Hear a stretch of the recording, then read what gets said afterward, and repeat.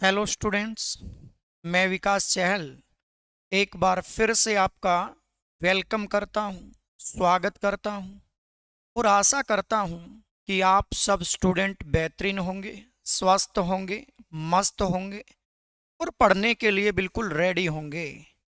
तो आज मैं एक फिर से टॉपिक आपके सामने लेकर के आया हूं, पॉलिटिकल साइंस का, जो मैंने यहाँ पर लिख दिया कि टॉपिक का नाम क्या रहेगा। तो टॉपिक का नाम हमारा रहेगा शेड्यूल। क्या रहेगा? शेड्यूल, जिसको हम बोलेंगे क्या? अनुसूचियां बोलेंगे। तो हमारा जो टॉपिक रहेगा अनुसूचियां या शेड्यूल का रहेगा। बड़ा ही मस्त टॉपिक है और आपके एग्जाम के अंदर मैक्सिमम टाइम इस चैप्टर से क्वेश्चन पुट होता है। कई बच्चे कहते हैं हमें याद नहीं होता। आज की क्लास के बाद ये जो वर्ड बोलते हो याद नहीं होता, ये आपकी डिक्शनरी से बाहर निकलने वाला है, ये मेरा वादा है आपसे। तो आइए टाइम को वेस्ट किए बगैर इस पॉइंट को हम स्टार्ट करते हैं। अब सबसे पहला जो पॉइंट अपना बनेगा वो ये बनेगा, आपसे पूछ सकता है एग्जामिनर कि बेसिक कॉन्स्टिट्यूशन के अंदर, बेसिक कॉन्स्टिट्यूशन के अंदर या ओरिजिनल कॉन्स्टिट्यूशन के अंदर सर नंबर ऑफ शेड्यूल कितना था। तो आपसे पूछ सकता है कि मूल संविधान के अंदर आपकी अनुसूचियों की संख्या कितनी थी। तो आप कहेंगे कितनी थी सर? 8। पहला पॉइंट नोट करो सारे बच्चे आराम से कि हमारे मूल संविधान में शेड्यूल का नंबर या अनुसूचियों की संख्या कितनी रहेगी? 8 रहेगी। सर क्या मतलब है बेसिक या ओरिजिनल कॉन्स्टिट्यूशन का? कहने का मतलब 26 जनवरी 1950 की अगर हम बात करें तो हमारे संविधान के अंदर शेड्यूल का नंबर कितना रहेगा? 8 रहेगा। पहला पॉइंट। लेकिन अगर आपसे पूछ लिया जाए कि एट प्रेजेंट, कहने का मतलब वर्तमान में हमारी अनुसूचियों की संख्या कितनी है, शेड्यूल की संख्या कितनी है, तो हम बताएंगे 12। मेरे को ऐसा लगता है कि इसमें आपको कोई दिक्कत नहीं है, कोई परेशानी नहीं है। मूल संविधान में 8 लेकिन एट प्रेजेंट कितना? 12। पहला पॉइंट है जो आप बच्चों को यहां पर याद करना है। ठीक है, चलिए जी, अब हम बात करेंगे 12 शेड्यूल को याद करने की ट्रिक। चलिए जी, मैं ट्रिक को यहां पर आपके सामने लेकर के आता हूं। सबसे पहला पॉइंट, ट्रिक जो अपनी रहेगी ये बड़ी ही कमाल की रहेगी, आपको बार बार लर्न करने की जरूरत नहीं पड़ेगी। तो ट्रिक रहेगी सर टीयर्स, ये लिख दिया मैंने, टीयर्स ऑफ ओल्ड पीएम, ये अपनी ट्रिक रहेगी। तो आपके यहां पर स्क्रीन पर 12 की 12 शेड्यूल आ चुकी है, घबराने की जरूरत नहीं है, आगे से रट्टा नहीं लगाना है। तो शेड्यूल नंबर जो 1 है सर, जिसको आप कहेंगे अनुसूची नंबर 1। तो शेड्यूल नंबर 1 के अंदर किसके बारे में बताया गया है? तो हम कहेंगे सर टेरिटरी के बारे में बताया गया है। किसके बारे में बोलो? टेरिटरी के बारे में। कहने का मतलब टेरिटरीज या टेरिटरी के बारे में बताया है। तो शेड्यूल नंबर 1 के अंदर जो इंडिया है सर, जो भारत है, इसके अंदर जितने भी स्टेट हैं, जितनी भी यूटीज हैं, उनके नेम और उनके एरियाज के बारे में बताया गया है। ठीक है, तो कहने का मतलब क्या समझे, जितने भी इंडिया के स्टेट हैं, जितने भी केंद्र शासित प्रदेश हैं, उनके नाम और उनके क्षेत्र के बारे में कौन सी शेड्यूल में बताया है? तो शेड्यूल नंबर 1 के अंदर बताया है। ये पहला पॉइंट। तो कहने का मतलब मैं उसको शॉर्ट में क्या पढ़ सकता हूं? टेरिटरी। तो टी से ट्रिक बनेगी कि शेड्यूल नंबर 1 में किसका आपका जो है विवरण है, किसका उल्लेख है सर, किसके बारे में बताया गया है? तो टेरिटरी के बारे में बताया गया है। ठीक है, तो जितने अपने 28 स्टेट्स और 8 यूटीज जो हैं इनके बारे में शेड्यूल नंबर 1 के अंदर बताया। ठीक है, पहली शेड्यूल याद रखना। ठीक है, तो अब आपसे एग्जामिनर क्वेश्चन पूछेगा। एग्जामिनर क्वेश्चन कैसे पूछेगा कि सर जम्मू एंड कश्मीर जो हमारा पहले एक स्टेट होता था, इसको हमने क्या किया, स्टेट से यूनियन टेरिटरी बनाया, केंद्र शासित प्रदेश बनाया। तो इससे इंडियन कॉन्स्टिट्यूशन की कौन सी शेड्यूल इफेक्ट हुई? तो आंसर क्या जाएगा? आंसर जाएगा शेड्यूल नंबर 1। तो शेड्यूल नंबर 1 के अंदर किसके बारे में बताया है? टेरिटरीज या टेरिटरी के बारे में बताया है। चलिए जी, ई से क्या बनेगा? ई से बनेगा अपना इमोल्यूमेंट्स। तो ई से बनेगा अपना इमोल्यूमेंट्स, जिसको आप क्या कह सकते हैं? सैलरी कह सकते हैं सर, अलाउंसेज वगैरह कह सकते हैं। तो शेड्यूल नंबर 2 के अंदर आपको जब आप पढ़ेंगे तो आपको देखने को मिलेगा इमोल्यूमेंट्स या सैलरी, या जिसको हिंदी में हम क्या कहेंगे? वेतन या हम भत्ते कहेंगे। तो शेड्यूल नंबर 2 के अंदर क्या रहेगा? आपका जो है इमोल्यूमेंट्स रहेगा, सैलरी और अलाउंसेज रहेगा। जैसे प्रेसिडेंट को कितनी सैलरी मिलती है, वाइस प्रेसिडेंट को या चेयरमैन ऑफ राज्यसभा को कितनी सैलरी मिलती है, या फिर जो है गवर्नर को, या सुप्रीम कोर्ट के चीफ जज को, या फिर हाई कोर्ट के चीफ जज को सैलरी कितनी मिलती है। तो सैलरीज और अलाउंसेज कौन सी शेड्यूल में रहेगा? शेड्यूल नंबर 2 के अंदर रहेगा। लो जी, याद हो गया। क्या दिक्कत है? शेड्यूल नंबर 1 के अंदर क्या है सर? टेरिटरी। शेड्यूल नंबर 2 के अंदर क्या है? इमोल्यूमेंट्स। चलो जी, अब जो शेड्यूल नंबर 3 है इसमें क्या रहेगा? इसमें रहेगा सर आपका जो है शेड्यूल नंबर 3 के अंदर ए से अफर्मेशन। क्या रहेगा सर? अफर्मेशन। ठीक है, तो कहने का मतलब अफर्मेशन हम कह सकते हैं। ठीक है, तो ए से बनेगा अफर्मेशन, जिसको आप क्या बोल सकते हैं सर? ओथ भी बोल सकते हैं। तो शेड्यूल नंबर 3 के अंदर किसके बारे में बताया है? शपथ के बारे में बताया है। कहने का मतलब शपथ का जो प्रोविजन है ये शेड्यूल नंबर 3 के अंदर है। ठीक है, जिसको आप ए से पढ़ेंगे अफर्मेशन। ठीक है भाई, अब जो आर है तो शेड्यूल नंबर 4 के अंदर किसके बारे में एक्सप्लेन किया है? राज्यसभा के बारे में एक्सप्लेन किया है कि डिफरेंट डिफरेंट स्टेट से राज्यसभा के अंदर जो नंबर ऑफ सीट्स हैं, जैसे यूपी से कितनी है राज्यसभा के अंदर सीट? सबसे ज्यादा 31। महाराष्ट्र से कितनी है सर? 19 है। अगर दिल्ली से बात करें तो कितनी है सर? 3 है। हरियाणा से अगर राज्यसभा में बात करें तो कितनी है? 5 है।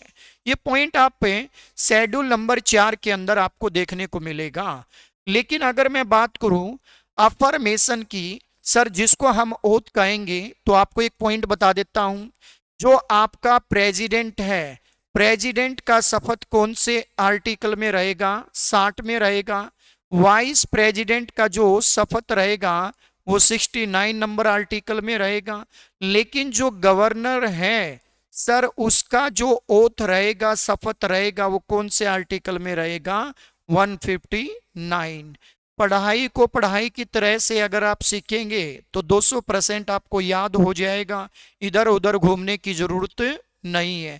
4 शेड्यूल हम याद कर चुके हैं और हमें ये भी रियलाइज नहीं हुआ कि हम 4 शेड्यूल को अभी लर्न कर पाए हैं। तो भाई ऐसे धमाकेदार तरीके से पढ़िए भैया। ठीक है, तो अब हमने टी से टेरिटरी को पढ़ लिया, ई से इमोल्यूमेंट्स को, ए से अफर्मेशन को। ठीक है, तो ए से अफर्मेशन और आर से क्या है सर? राज्यसभा। एस से क्या बनेगा? एस से बनेगा शेड्यूल नंबर 5 के अंदर किसके बारे में बताया है सर? शेड्यूल 5 के अंदर एस से बनेगा शेड्यूल ट्राइब्स।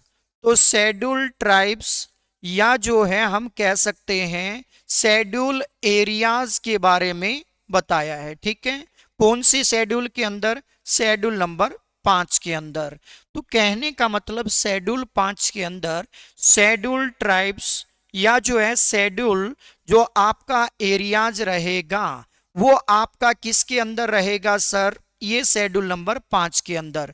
तो शेड्यूल ट्राइब्स और शेड्यूल एरियाज के एडमिनिस्ट्रेशन और कंट्रोल के बारे में कौन सी शेड्यूल में बताया है? अनुसूचित जनजाति और अनुसूचित क्षेत्र के प्रशासन और नियंत्रण के बारे में शेड्यूल नंबर 5 के अंदर बताया है। अब शेड्यूल नंबर जो 6 है, ओ से क्या बनेगा अपना? ओ से बनेगा सर अदर शेड्यूल एरियाज। तो कहने का मतलब अदर शेड्यूल एरियाज हम कह सकते हैं, या मैं अदर ट्राइबल एरियाज में कह सकता हूं। क्या कह सकता हूं? अदर ट्राइबल एरियाज में कह सकता हूं। तो शेड्यूल नंबर 6 के अंदर ट्राइबल एरियाज के बारे में बताया है, और स्पेशली कितने राज्यों के ट्राइबल एरियाज के बारे में? 4। इसकी ट्रिक क्या बनेगी? एटीएम। क्या बनेगी बच्चे? एटीएम बनेगी सर। ए से क्या बनेगा? असम। टी से क्या बनेगा? त्रिपुरा। एम से क्या बनेगा? मिजोरम। एम से क्या बनेगा? मेघालय। तो इन 4 राज्यों के सर ट्राइबल एरियाज के बारे में कौन सी शेड्यूल में बताया है? शेड्यूल नंबर 6 के अंदर बताया है। तो कितनी शेड्यूल याद होगी सर? 6 शेड्यूल याद होगी। चलो जी, अब जो पॉइंट आया निकल करके 7वां, तो शेड्यूल नंबर जो 7 है इसके अंदर क्या एक्सप्लेन किया है? तो एफ से क्या बनेगा? एफ से बनेगा फेडरल स्ट्रक्चर। क्या बनेगा सर? Federal structure. कहने का मतलब संघीय ढांचा जिसको आप कहेंगे। तो शेड्यूल नंबर 7 के अंदर क्या एक्सप्लेन किया है? भाई जो सब्जेक्ट है, जो आपके विषय हैं, उनको पावर के बेस पर कितनी लिस्ट में डिवाइड किया है? 3 लिस्ट के अंदर सर। एक आपकी यूनियन लिस्ट, एक स्टेट लिस्ट और एक आपकी कॉन्करेंट लिस्ट। सुनो जी, हाँ जी, जब आप पढ़ेंगे आर्टिकल 246, तो आर्टिकल 246 किसके बारे में एक्सप्लेन करता है? ये एक्सप्लेन करता है डिवीजन ऑफ पावर्स कह सकते हैं, या मैं कह सकता हूं कि आर्टिकल 246 के द्वारा हमने सब्जेक्ट्स को पावर के आधार पर 3 लिस्ट में क्या किया है सर? डिवाइड किया है। एक लिस्ट का नाम रहेगा क्या? सेंटर लिस्ट या यूनियन लिस्ट। ठीक है, एक का नाम रहेगा स्टेट लिस्ट और एक का नाम क्या रहेगा?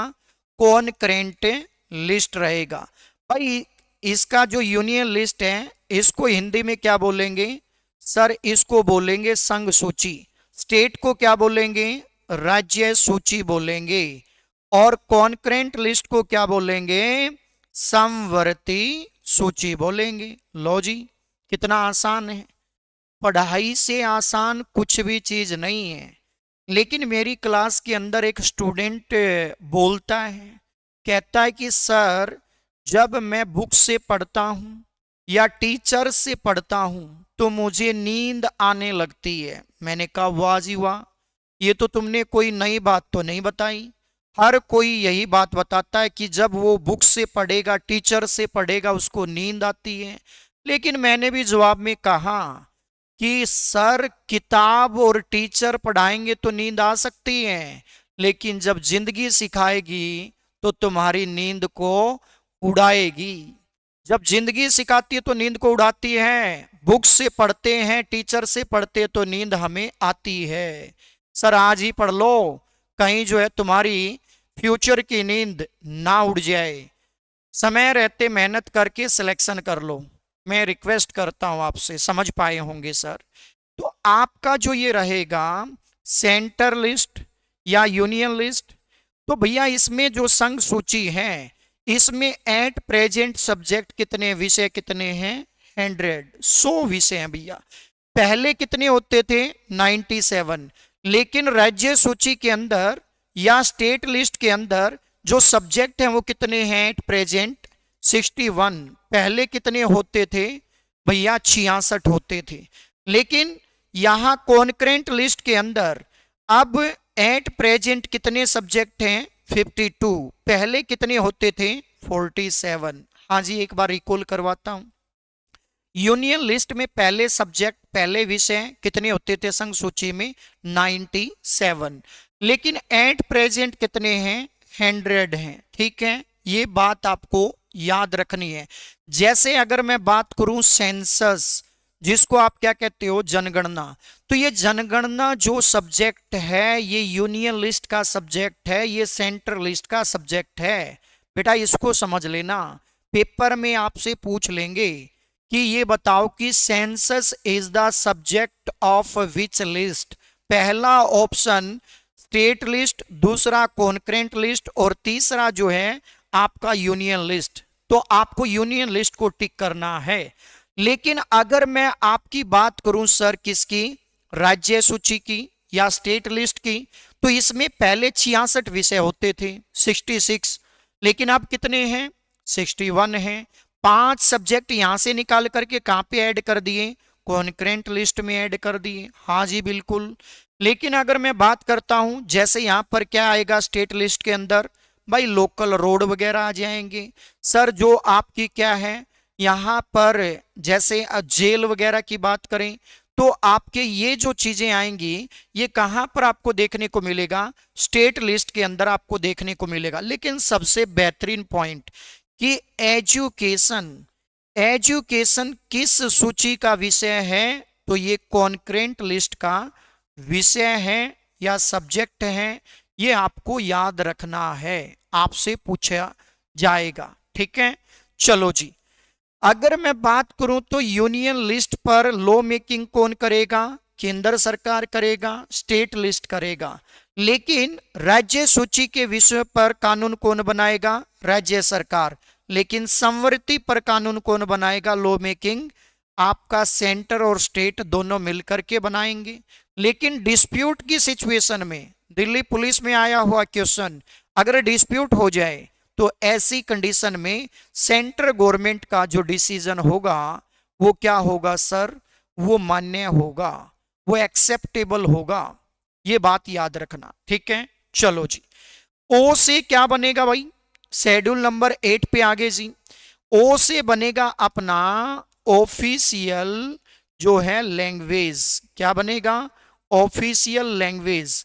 कहने का मतलब इसमें किसके बारे में बताया है, भाषाओं के बारे में बताया है भैया, शेड्यूल नंबर 8 के अंदर। ठीक है, तो हमारा जो बेसिक कॉन्स्टिट्यूशन है उसमें कितनी भाषाएं थी भैया 14। लेकिन एट प्रेजेंट कितनी है बोलो 22 है। और जो 15वीं लैंग्वेज ऐड होती है वो कौन सी ऐड होती है बोलो, सारे कमेंट में लिखना। सिंधी ऐड होती है सर 15वीं लैंग्वेज। तो 15वीं भाषा के रूप में किसको ऐड किया, सिंधी को ऐड किया।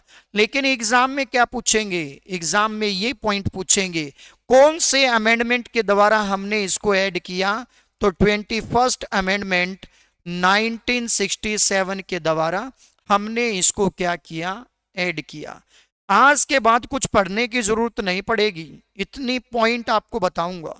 ये जो शेड्यूल नंबर 8 है सर, ये जो भाषाएं हैं, तो भाषाओं से संबंधित, लैंग्वेज से संबंधित हमारा पार्ट कौन सा रहेगा, तो आप बताना 17। पार्ट नंबर 17 के अंदर किसके बारे में बताया है, तो हम कहेंगे भाषाओं के बारे में बताया है। ठीक है, लेकिन आर्टिकल 343 343 से 351 तक आपका किसके बारे में एक्सप्लेनेशन है, तो लैंग्वेज के बारे में एक्सप्लेनेशन है।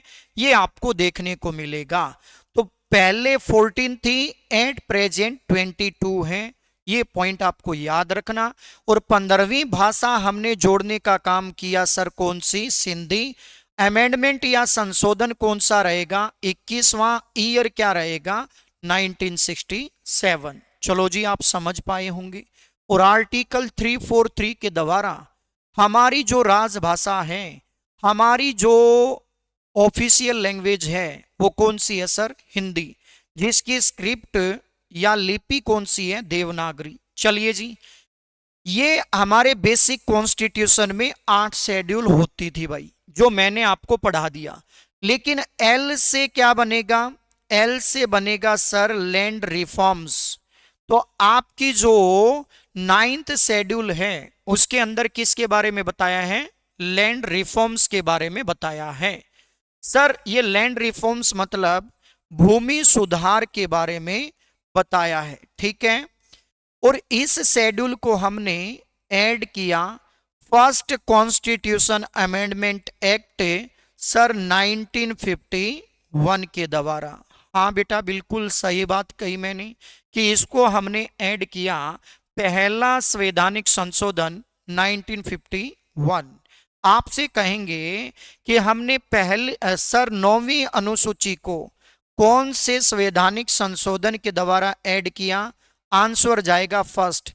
कौन से ईयर के अंदर? 1951, ठीक है जी। और डी से जो 10वीं आपकी शेड्यूल है, डी से क्या बनेगा अपना? तो डी से बनेगा एंटी। एंटी डी से बनेगा डिफेक्शन। तो एंटी डिफेक्शन लॉ के बारे में बताया है, जिसको हम बोलते हैं दल बदल। क्या बोलते हैं जी? दल बदल। तो अनुसूची 10 के अंदर दल बदल के बारे में बताया है। अमेंडमेंट कौन सा रहेगा? 52 रहेगा। ईयर कौन सा रहेगा? 1985 रहेगा। तो सर 52वें संवैधानिक संशोधन 1985 के द्वारा हमने कौन सी शेड्यूल को ऐड किया? 10th शेड्यूल को ऐड किया। और इस शेड्यूल में किसके बारे में बताया है? एंटी डिफेक्शन लॉ के बारे में बताया है, ठीक है। पी से जो 11वीं शेड्यूल रहेगी, सर यहां से क्वेश्चन बार बार एग्जाम के अंदर आपका आता है, आपसे पूछ लिया जाता है कि 11वीं जो शेड्यूल है इसके अंदर किसके बारे में एक्सप्लेन किया है? तो 11वीं शेड्यूल सर आपकी पंचायत से रिलेटेड है, पंचायतों से रिलेटेड है भैया। और इसको हमने ऐड किया 73rd कॉन्स्टिट्यूशन अमेंडमेंट एक्ट 1992-1993 के द्वारा। अभी कॉपी में नोट कर लेना, ठीक है, नहीं तो पेपर में आएगा आप भूल जाओगे। अब कहोगे सर ये क्या मैटर चल रहा है, ये क्वेश्चन कैसे आएगा? आपसे पूछ लेगा कि जो शेड्यूल नंबर 11 है वो किससे रिलेटेड है? पहला पॉइंट पंचायत। कौन से अमेंडमेंट के द्वारा ऐड हुआ? 73rd। कौन से ईयर में? 1992-1993। Very good.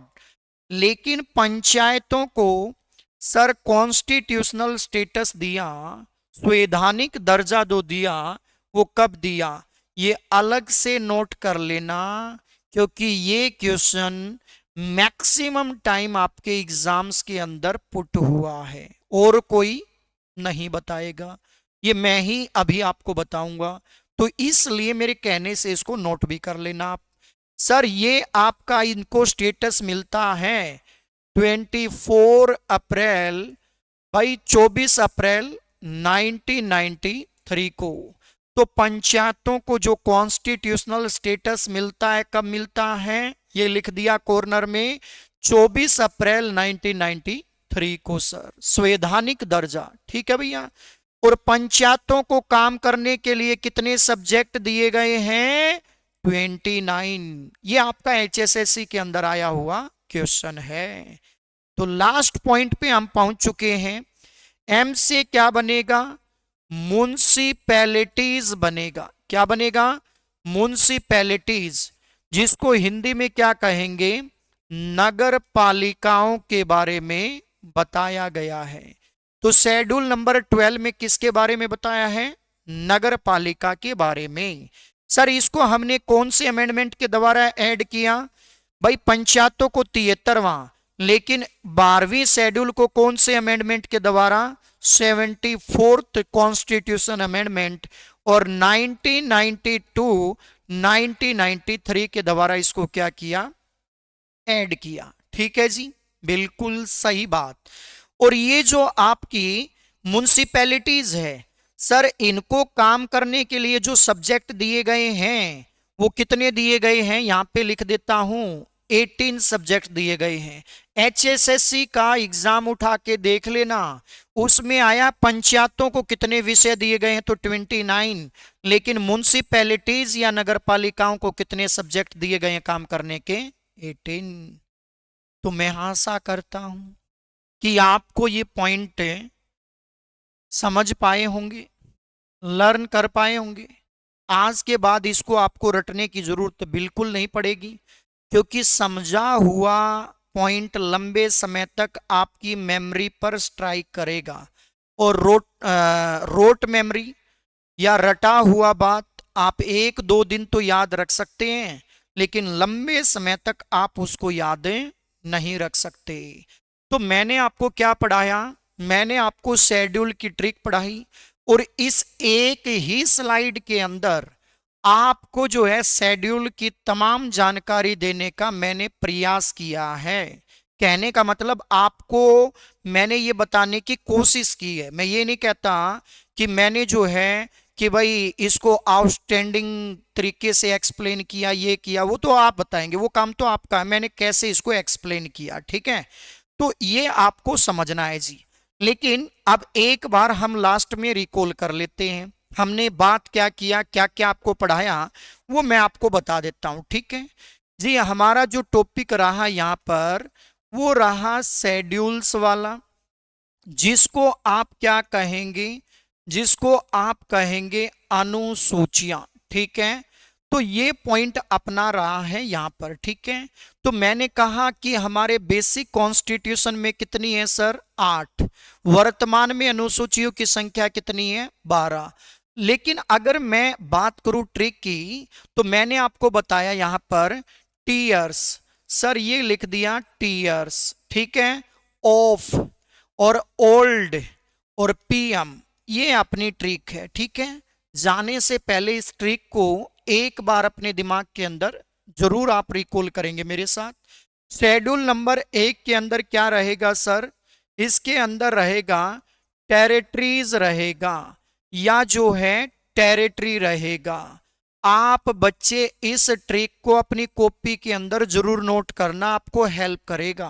पेपर में जाने से पहले आपको जो है 20 पेज पढ़ने की जरूरत नहीं पड़ेगी, केवल ये 12 पॉइंट आपको ये चैप्टर हमेशा के लिए क्या रखेंगे, आपको जो है मतलब पॉइंट को याद करवाएंगे, हेल्प करेंगे। तो इस क्लास के अंदर आपको रटाना नहीं है, चीजों को सिखाना है, यही मेरा मोटिव है सर। क्योंकि सिलेक्शन कैंपस का नाम ही सिलेक्शन है, और यहां पर पढ़ने वाले स्टूडेंट का सिलेक्शन जो है जरूर होगा, क्योंकि वो मेहनत करता है सर, इसलिए होगा, मेरे कहने से नहीं होगा।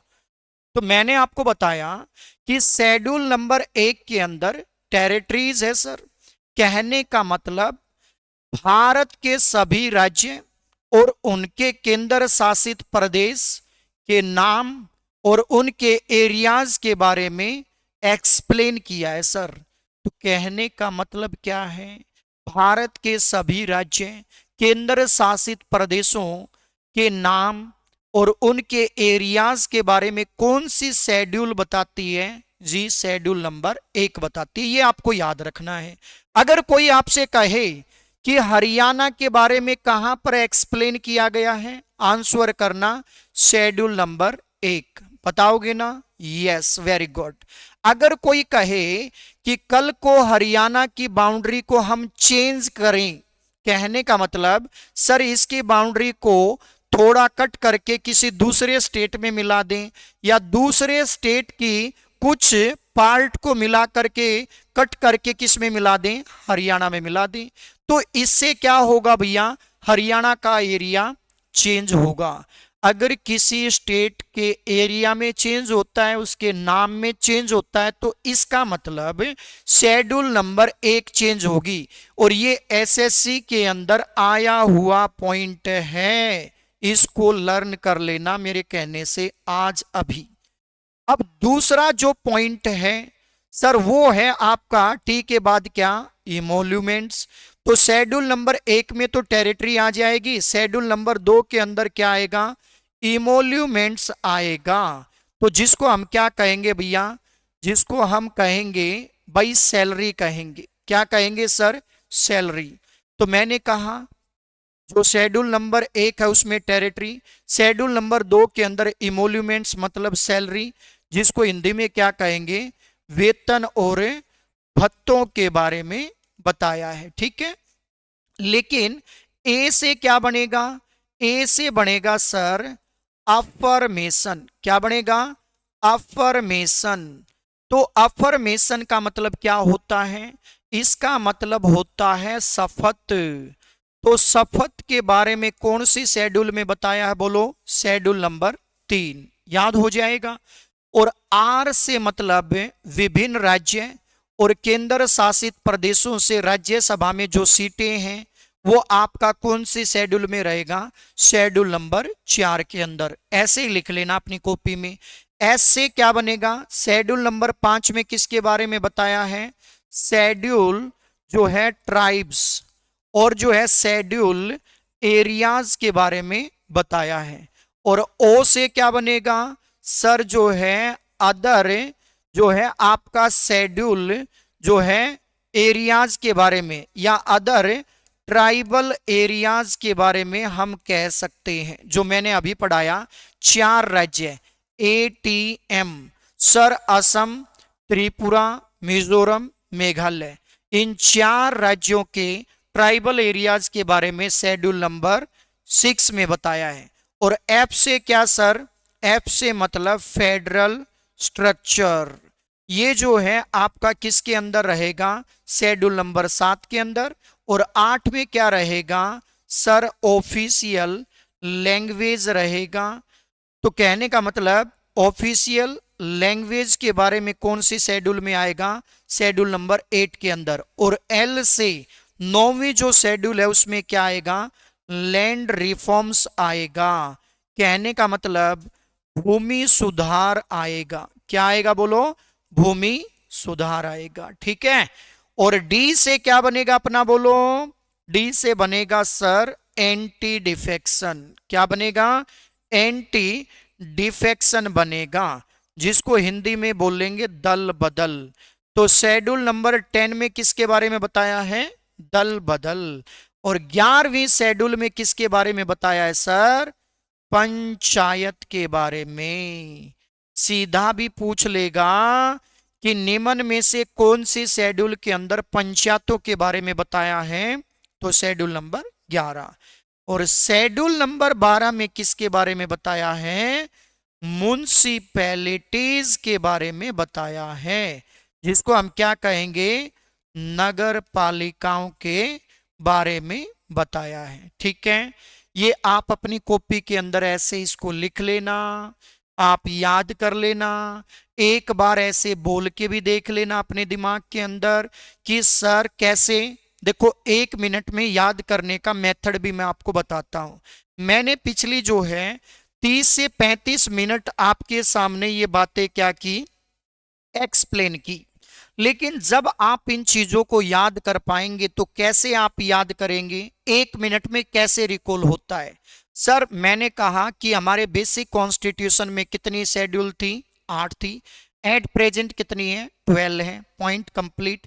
लेकिन जो 12 शेड्यूल है उसकी ट्रिक क्या है, टीयर्स ऑफ ओल्ड पीएम, मतलब एक ऐसा प्रधानमंत्री जो ओल्ड है लेकिन उसने जब अपने बारे में बताया तो उसकी आंखों में क्या आया सर, टीयर्स, मतलब आंसू आए। तो इसलिए ट्रिक बनेगी टीयर्स ऑफ ओल्ड पीएम। तो tears of old PM trick बन जाएगी। टी से क्या सर, टेरिटरी, शेड्यूल नंबर 1 के अंदर। ई से क्या बनेगा, इमोल्यूमेंट्स बनेगा। सर ए से क्या बनेगा, अफर्मेशन बनेगा। और जो है आर से क्या बनेगा, राज्यसभा बनेगा। और एस से क्या बनेगा, शेड्यूल ट्राइब्स और एरियाज बनेगा। और ओ से क्या बनेगा, अदर ट्राइबल एरियाज बनेगा। एफ से क्या बनेगा, फेडरल स्ट्रक्चर बनेगा। और अगर मैं बात करूं तो सर कहने का मतलब टीयर्स ऑफ, ओ से फिर क्या बनेगा, ऑफिशियल लैंग्वेज बनेगा। एल से क्या बनेगा, लैंड रिफॉर्म्स बनेगा। और जो है डी से क्या बनेगा, डिफेक्शन लो, एंटी डिफेक्शन लो बनेगा। पीएम से क्या बनेगा, पी से बनेगा पंचायत, और एम से क्या बनेगा, म्युनिसिपैलिटीज। भाई ठीक है, मेरे को नहीं लगता कि अब कोई समस्या आपको रहने वाली है। मैंने आपका एक्सप्लेन भी कर दिया, मैंने आपको रिकॉल वर्बली भी करवा दिया। अब बारी आपकी है इसको लर्न करने की। आप ट्रिकी वे से याद करो, आप इसको जो है मतलब जैसे भी चाहे वैसे याद करो, लेकिन याद करना है। और मैं आपको देता हूं आपका होमवर्क। आप कमेंट के अंदर जो है मुझे बताएंगे कि सर हमने जो आपकी 3 लैंग्वेज जोड़ी कौन सी, सर नेपाली, मणिपुरी, कोंकणी, ये 3 लैंग्वेज को हमने ऐड किया कौन से कॉन्स्टिट्यूशन अमेंडमेंट एक्ट के द्वारा, कौन से संवैधानिक संशोधन के द्वारा। तो ये पॉइंट आप जो है कमेंट के अंदर डालेंगे और मुझे बताएंगे कि इसका आंसर क्या रहेगा। आपको आशा करता हूं ये पॉइंट समझ में आए होंगे। अगर फिर भी कहीं कोई प्रॉब्लम्स आए तो आप मुझे पॉइंट बता सकते हैं, मुझसे पूछ सकते हैं, और मैं बड़ा जल्दी ही आपके मध्य में आपकी पॉलिटिकल साइंस की एक मैराथन क्लास लेकर के आने वाला हूं, जिसकी खुशखबरी आपको दे दी जाएगी। 2-4 दिन पहले आपको अनाउंस किया जाएगा, बताया जाएगा। उसके अंदर मैराथन का मतलब ये नहीं है कि कोई भी दौड़ लेगा भाई, एक प्रॉपर वे से मैराथन करेंगे। कहने का मतलब एक एक चैप्टर को बेहतरीन तरीके से एक्सप्लेन किया जाएगा, उनसे रिलेटेड प्रीवियस ईयर क्वेश्चन को भी यहां पर लगा करके आपको समझाया जाएगा। वो क्लास आपकी सर 15 से 20 घंटे की क्लास रहेगी, और उसको हम आपका क्या करेंगे, ऑनलाइन जुड़ करके आप बच्चों के साथ साझा करेंगे, ताकि आप अपने क्वेश्चन को पूछ सकें, हमसे कमेंट कर सकें, मैं आपसे डायरेक्टली जो है कनेक्ट हो पाऊं सोशल मीडिया पे। तो उसमें भाई आपका जो है मतलब कॉन्फिडेंस बिल्डअप होगा, ठीक है। और ऐसे ही मोड पे फिर मैं आपके मध्य में एक 15 से 20 घंटे की इकोनॉमिक्स की क्लास भी लेके आऊंगा। तो जिन बच्चों को पॉलिटी और इकोनॉमिक्स का, जिसको पी और ई भी नहीं आता है, उन बच्चों से मैं कहना चाहूंगा कि मैं आपको पॉलिटी और इकोनॉमिक्स सिखाऊंगा। अगर आप सीखना चाहोगे तो मैं आपको पॉलिटी और इकोनॉमिक्स सिखाऊंगा, क्योंकि ऐसा मेरा मानना है कि मैं आपको पढ़ाऊंगा तो आप जो है चीजों को सीख पाएंगे। क्योंकि जब भूख लगती है तो सर हमें किसी से ज्ञान लेने की जरूरत नहीं होती, हमें पता होता है कि खाना खाने से, रोटी खाने से हमारी भूख जो है मिटेगी। तो ठीक उसी प्रकार से तुम्हारी लाइफ के अंदर जो एक गवर्नमेंट जॉब की भूख है, उसको दूर करने की कोशिश, प्रयास हम आपके साथ करेंगे। ये मेरा वादा है आपसे। अच्छा लगे तो कमेंट करना, शेयर करना, और जो है हमको मोटिवेट करना। नेक्स्ट क्लास में मिलेंगे। इन्हीं वर्डों के साथ में अपनी वाणी को विराम देता हूं, और लगे रहिए अपने मिशन के अंदर। सर जाने से पहले 2 लाइन बोल देता हूं कि तुजुर्बों ने शेर को खामोश रहना सिखाया है, क्योंकि धाड़ कर कभी शिकार नहीं किए जाते, क्योंकि धाड़ कर कभी शिकार नहीं किए जाते। कुत्ते भौंकते हैं अपनी जिंदा दिली का एहसास कराने के लिए, और जंगल की खामोशी शेर की मौजूदगी को बयां करती है। आप सब पढ़ने वाले विद्यार्थी शेर हैं सर, तब तक साइलेंट जोन में रहिए, तब तक तुम्हारा कोई सिलेक्शन नहीं होता। और जिस दिन तुम्हारा सिलेक्शन होगा तो उस दिन सबको बताना कि yes I am also a government officer, I am also a government employee, I have also a government job. वो दिन ही अलग होगा, उस दिन सूर्य जो है अलग ही उदय होगा, उस दिन हमारी दिवाली और होली का अनुभव हमारे को अपने जीवन में होगा। मेरी तो सोच अलग है भैया, मैं थोड़ा क्रांतिकारी प्रवृत्ति का व्यक्ति हूं, क्योंकि मैं हमेशा 24 घंटे जो है इसी एनर्जी के साथ मैं आपको मिलूंगा। अगर रात के 2 बजे भी मेरे से बात करोगे तो इसी एनर्जी को कायम रखूंगा मैं, क्योंकि सर हम जो है हमारे एंसेस्टर से जो है हमारे पूर्वजों से जो है मोटिवेट होते हैं। क्योंकि सर भगत सिंह गुरुदेव जो है मतलब राजगुरु सुखदेव, जिन्होंने मतलब फांसी पे लटक गए, सर हम तो हैं ही क्या। तो मेहनत किया करो। इन्हीं वर्डों के साथ अपनी वाणी को विराम करता हूं और मिलेंगे नेक्स्ट वीडियो के अंदर बड़ी जल्दी से। Have a nice day sir.